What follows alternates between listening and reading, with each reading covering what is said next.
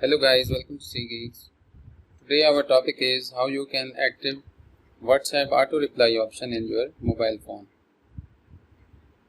If you like our videos, please don't forget to subscribe our channel Computer Geeks. So for this option, you need to have WhatsApp Business in your mobile phone. This one, click on WhatsApp Business.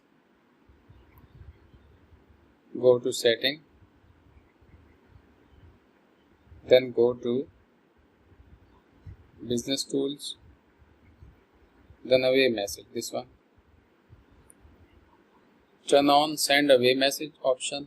Now this is a by default message. You can edit it.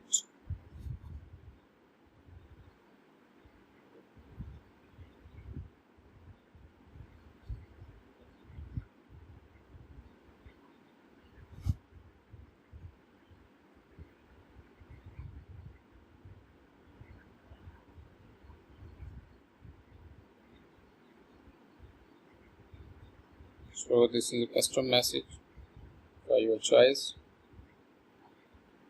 You can type here your phone number or email address as well. Okay. Now schedule. You want always send to anyone, to everyone, custom schedule or outside office business hours. You can set business hours. Now you can specify start time.